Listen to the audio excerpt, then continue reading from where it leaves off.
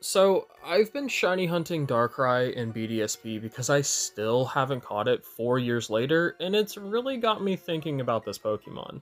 Especially since he recently got a Mega Evolution in the ZA DLC, and was essentially the reason the DLC even happened. But do you realize just how incredibly powerful a Mega Evolved Darkrai is? I do, and I think his power now equals that of Arceus. When we're originally introduced to Darkrai back in Diamond and Pearl, Darkrai's power had gotten a little out of control and was giving the entire town of Canalave nightmares. So then you lie down on a bed, travel to New Moon Island in your dreams, and catch Darkrai. But even saying that out loud, it raises some questions.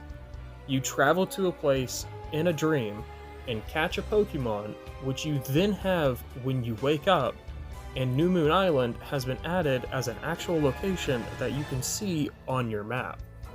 And this was in an event that took place 18 years ago.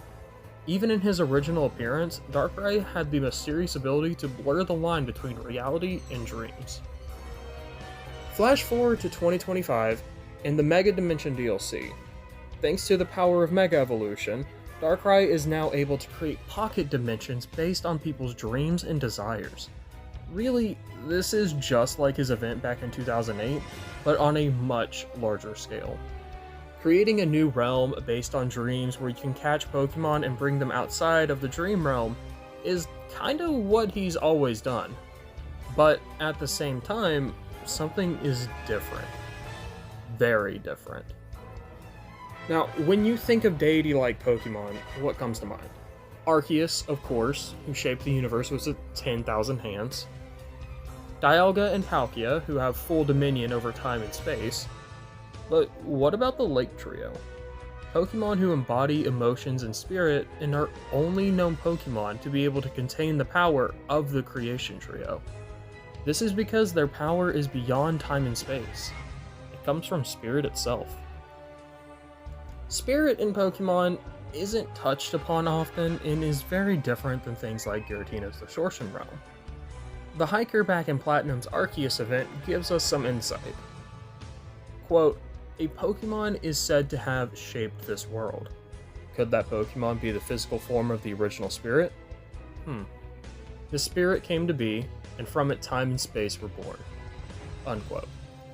So, seeing how time and space originally came from a spirit, it makes sense how spirit has a level of power to control reality. But what does this have to do with Darkrai? In his base form, Darkrai is shown to tap into the dreams and desires of people. In essence, the spirit of people. Hyperspace isn't just dreams. Darkrai is creating an entire new reality. When you see AZ before the Darkrai fight, the rival says, quote, "AZ, how this is just a dream," unquote. And AZ replies, "It is a dream, but then again, life is a dream." The Pokemon universe sprung forth from the spirit of Arceus. Hyperspace sprung forth from the spirit of Darkrai. Both are dreams. Both are reality. Darkrai is Pokemon's second creator god. And I'll leave you with this. A quote from Ruby and Sapphire's Southern Island from back when Darkrai was still only a concept. "All dreams are but another reality. Never forget."